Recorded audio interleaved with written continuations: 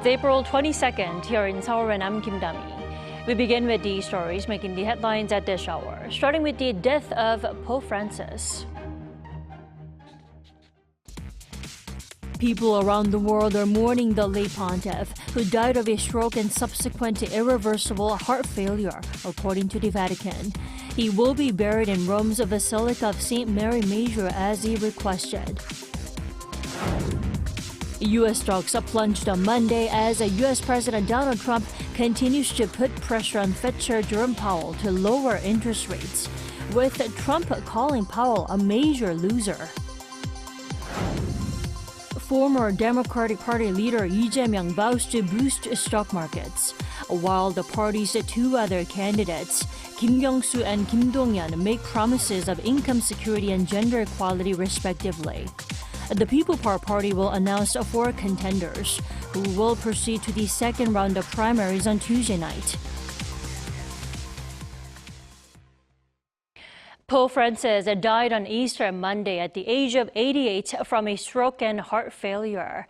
Cathedral bells rang out 88 times in honor of the beloved Pope, with people around the world making their way to the Vatican to remember him. An Sung-jin has more.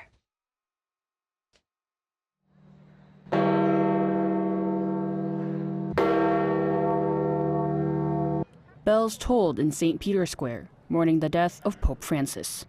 The Vatican said that at 7:35 a.m. on Monday local time, the Pope died at 88 years old from a stroke and heart failure. Though he had been hospitalized for 38 days battling pneumonia in the winter, he had delivered an Easter blessing on Sunday morning, the day before his death. It's just a very sad day. It's honestly, I think, impressive that he made it to Easter. I think that's almost like a miracle for Italy. He has been doing a great pastoral work, reaching out to his sheep, and, well, now the Lord is calling him to rest in peace after the great work he has done.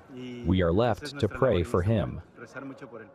In his will, he asked to be buried in a simple tomb in the ground at Rome's Basilica of St. Mary Major, with a one-word inscription Franciscus, his name in Latin. That will make him the first pope in more than a century to be buried outside the Vatican.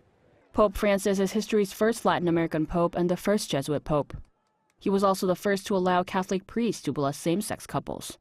As an advocate of peace, he strived for a peaceful outcome in the Ukraine war and called for a Gaza ceasefire. Pope Francis had also visited South Korea in 2014 to pray for the war-divided peninsula and the families of those who died in this Seoul ferry disaster. World leaders have also spoken about the death of the pontiff. UN Secretary General Antonio Guterres called Pope Francis a messenger of hope, humility, and humanity, who leaves behind a legacy of faith, service, and compassion. U.S. President Donald Trump signed an executive order to put all flags of the country at half-mast, while Russian President Vladimir Putin expressed his condolences. A new pontiff will be elected after Catholics began the 9 days of funeral rites. The centuries-old ritual of the conclave procedures began as cardinals come to Rome to participate in the funeral mass. Following closed meetings, the cardinals will vote to choose the next pontiff. Some say that the Vatican may see their first African or Asian pope, though it is hard to predict the highly secretive papal conclave. An Sung-jin, Arirang News. Wall Street saw a rough start to the week, with U.S. stocks sliding for a 4th consecutive session on Monday. Now, the major losses come as U.S. President Donald Trump picked on Fed Chair Jerome Powell yet again for not lowering interest rates. Lee Seung-jae reports. Wall Street stumbled to a close on the week's first trading session on Monday. The Dow Jones Industrial Average fell 971.82 points, or 2.48%, to close at 38,170.41. The S&P 500 shed 2.36%, while the tech-heavy Nasdaq fell 2.55% to settle at 15,870.90. The so-called Magnificent Seven tech giants all dragged the major indexes lower, with Tesla losing 5.8%, while Nvidia shed more than 4%. Wall Street saw U.S. stocks tumble and bonds sold off as U.S. President Donald Trump threw fresh criticism toward U.S. Fed Chair Jerome Powell on Monday, pressuring him to cut interest rates. Taken to social media, Trump said the economy would slow unless Powell, who he called Mr. Too Late, a major loser, lowers interest rates immediately. Trump had previously called for the U.S. Fed to lower rates, even hinting at Powell's possible termination. The lack of progress on global trade after Trump announced his reciprocal tariffs earlier this month has also dented investor confidence. Since Trump's announcement on April 2nd, the S&P 500 is down 9%, and both the Nasdaq and Dow Jones fell nearly 10%. 이승재, Arirang News.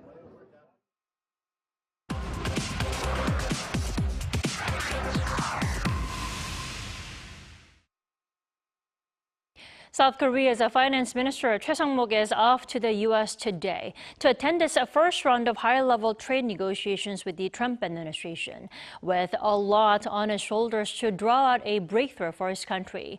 We turn to Professor Shin Se-don for more. Good morning. Good morning.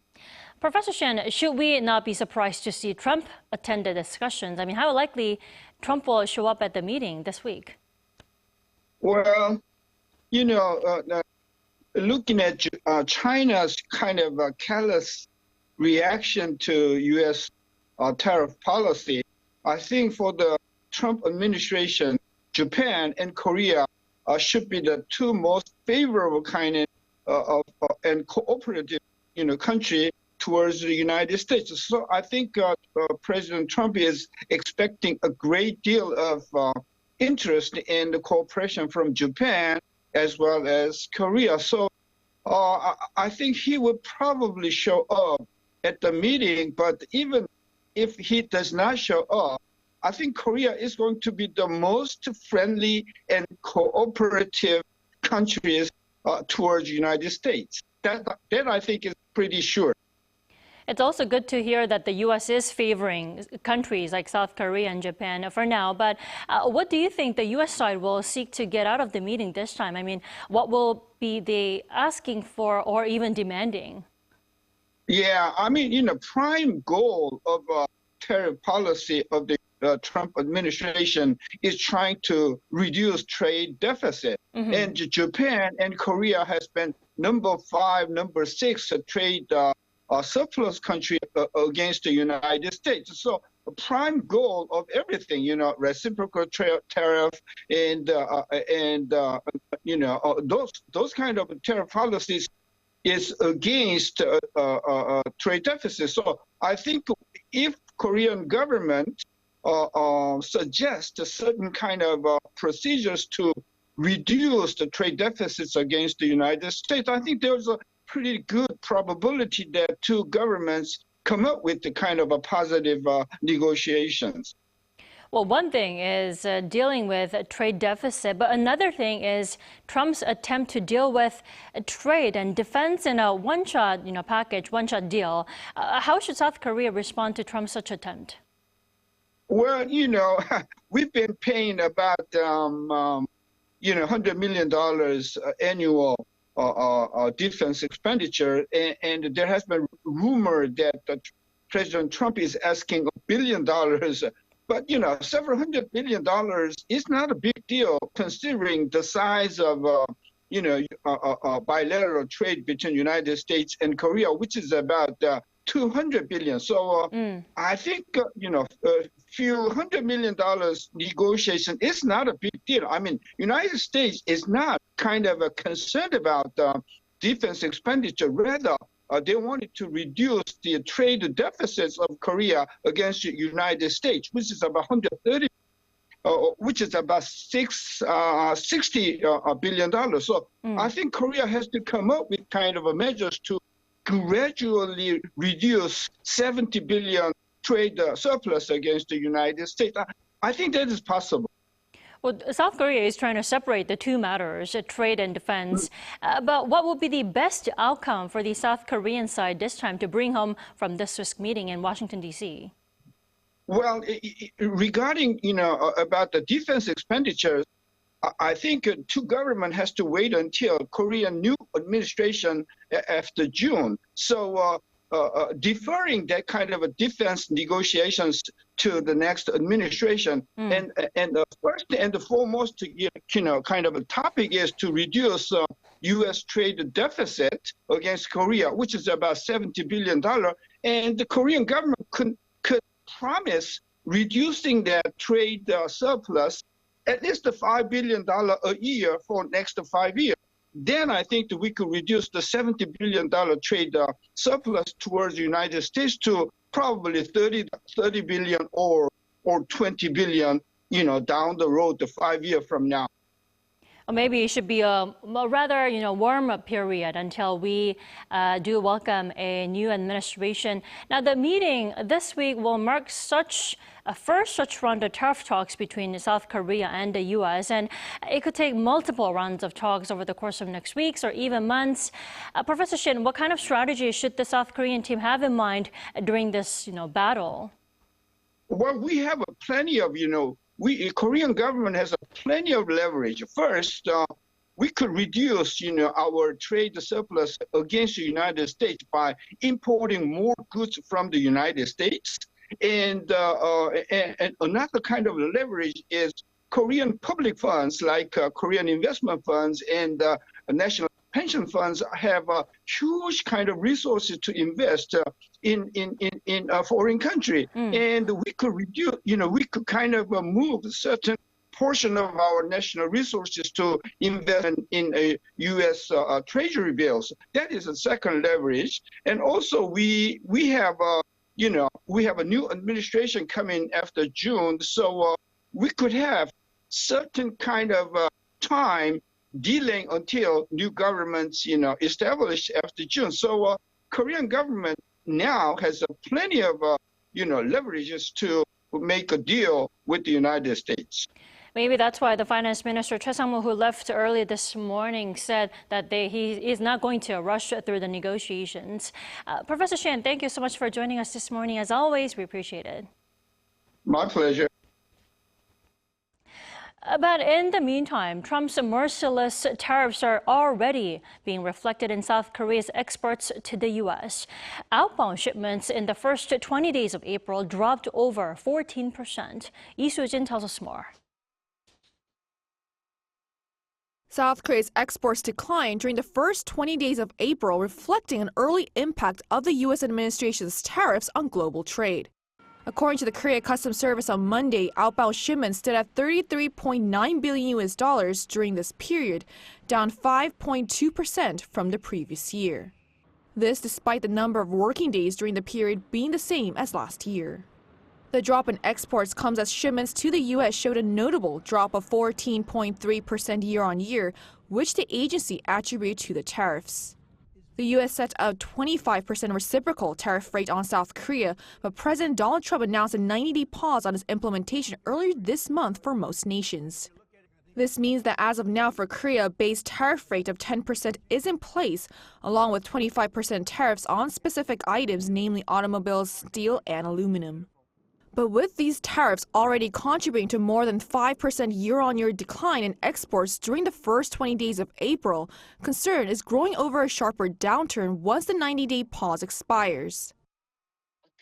During the 90-day pause, there's uncertainty on two fronts: how the U.S. will proceed and what kind of negotiations with South Korea will take place. But with base tariffs of 10% already in effect since April 6th, export figures aren't expected to improve anytime soon.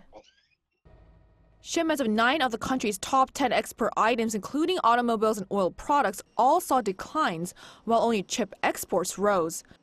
But it's unclear whether shipments of semiconductors will remain strong, with Trump expected to announce chip tariffs sometime this week. But the tariffs will be in place in the not distant future because, as you know, like we did with steel, like we did with automobiles, like we did with aluminum, which are now fully on, we'll be doing that with semiconductors, with chips. The same expert said that because uncertainty is a key factor in the upcoming trade talks with the U.S., South Korea should not rush to conclude negotiations, but instead focus on understanding Washington's intentions and demands. Lee Soo-jin, Arirang News.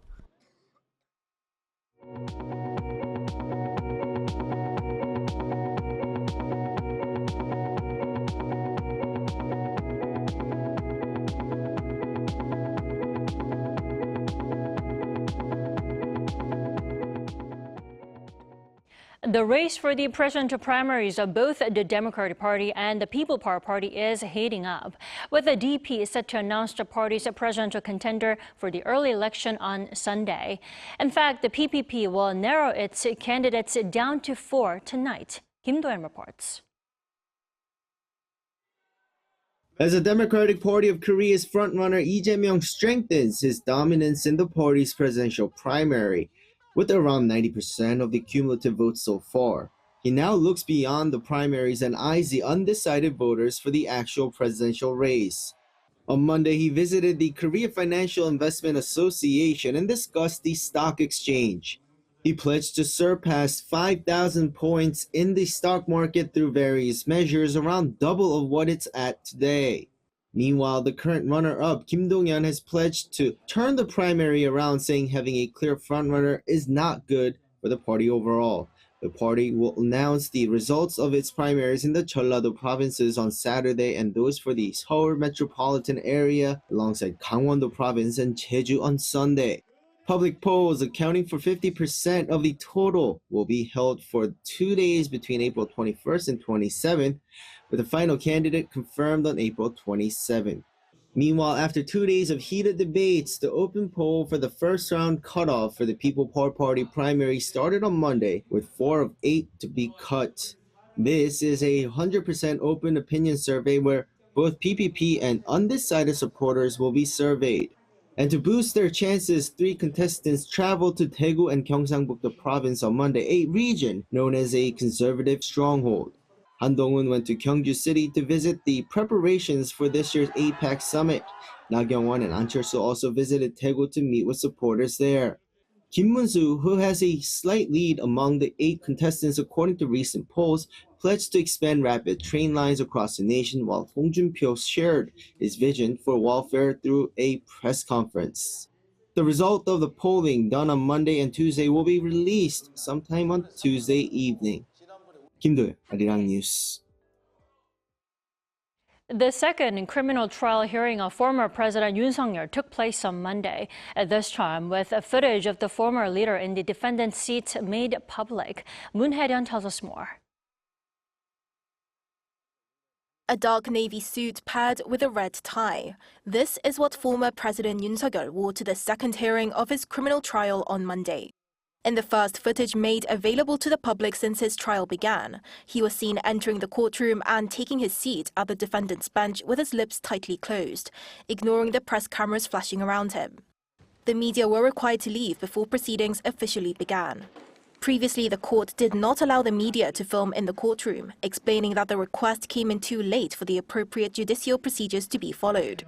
At today's trial, Yoon's legal team cross-examined Choi Sang-mok from the Army's Capital Defense Command, who had been summoned as a key witness by the prosecution.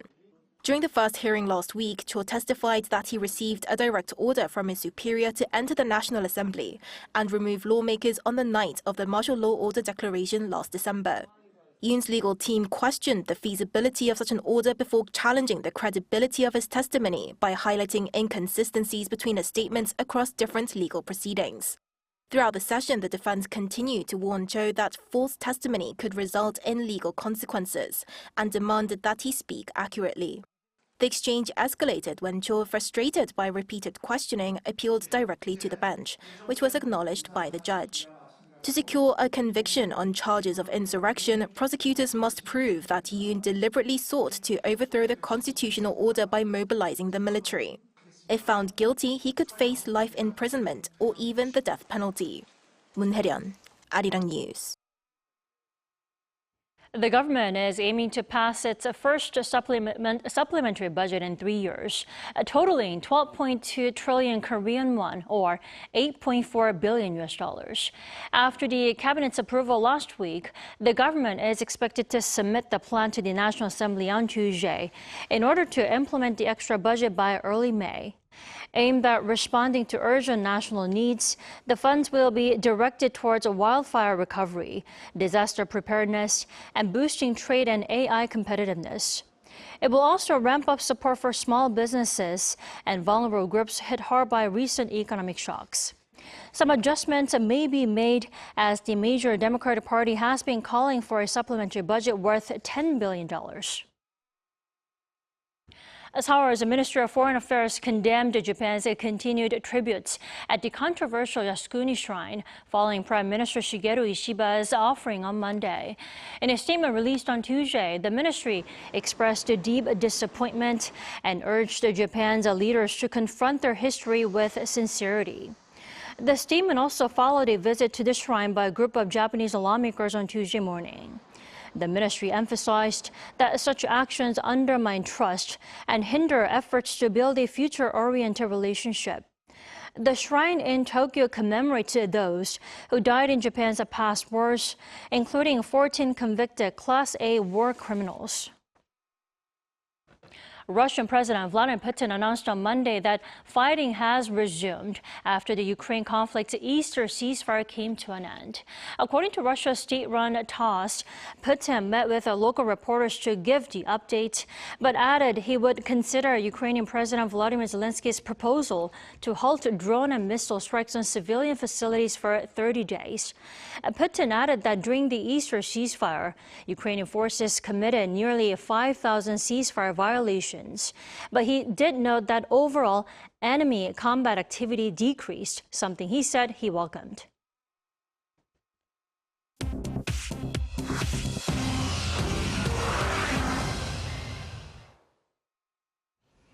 Good morning, I'm Choi Ji-hee, and this is The World Now. U.S. Vice President J.D. Vance, who was on a 4-day visit to India, met with Indian Prime Minister Narendra Modi in New Delhi on Monday to discuss bilateral ties and trade issues amid the Trump administration's new tariff policies. During the meeting, Vance and Modi discussed progress in areas such as trade and defense, as well as plans for strengthened bilateral ties, as outlined in February when Modi met President Donald Trump at the White House. They also reviewed a bilateral trade agreement aimed at increasing trade between the two countries to $500 billion by 2030. The United States is India's largest trading partner, and their bilateral trade reached $129 billion in 2024. India seeks relief from proposed U.S. tariffs, while the U.S. encourages India to lower duties on American imports and boost purchases of U.S. defense equipment. China and Indonesia's foreign and defense ministers have met in Beijing to discuss improving mutual ties and economic collaboration. On Monday local time, Chinese Foreign Minister Wang Yi and Defense Minister Dong Jun met with Indonesia's Foreign Minister Sugiono and Defense Minister Shafri Shamsuddin. Key outcomes included agreements to boost maritime security cooperation in the South China Sea, conduct joint counterterrorism exercises, and collaborate on cyber threats and transnational crimes. China also expressed a willingness to increase imports of Indonesian products. Both sides reaffirmed their commitment to free trade and promoting regional peace and stability. In Australia, 7 people drowned in New South Wales over the Easter long weekend, marking the country's deadliest holiday period on record. The victims include a 9-year-old boy who became trapped between rocks at a beach on Sunday afternoon.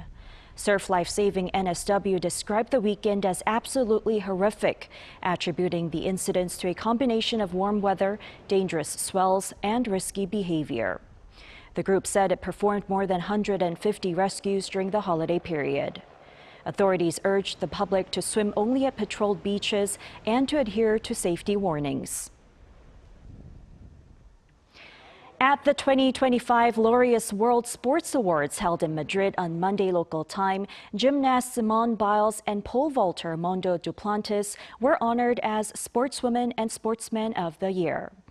Biles won her 4th Laureus title, matching tennis star Serena Williams' record, following her outstanding performance at the Paris Olympics, where the American earned 3 gold medals and 1 silver. Duplantis, who competes for Sweden, received his first Laureus award after winning his 2nd Olympic gold and breaking his own pole vault record twice in 2024.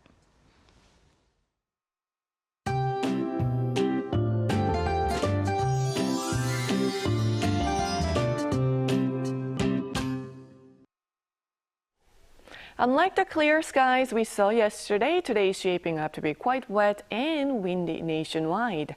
The rain that was mainly concentrated over the western parts of the country have spread to all regions this morning. And this rain will be heavy for the southern coast and Jeju, with intense downpours of 10 to 30 millimeters per hour. Jeju could see over 120 millimeters of downpours. Southern coast could see up to 80 millimeters. Central regions, including here in Seoul, are looking at 10 to 50 millimeters of rainfall. And we are also looking at heavy rain with strong winds. In fact, Jeju Island is under a strong wind and heavy rain advisories. Checking on today's highs now, Seoul will be getting up to 21 degrees. Daegu, Gyeongju, Daejeon, Gwangju will be all see a high of 20 degrees Celsius this afternoon. The rain should ease off by tomorrow morning for eastern coastal regions, but most parts of the country will see rain going away by tonight. Please stay safe and dry out there. That is all we have for this morning. Arirang News will be back at 5 p.m. Korea time. Thanks for watching.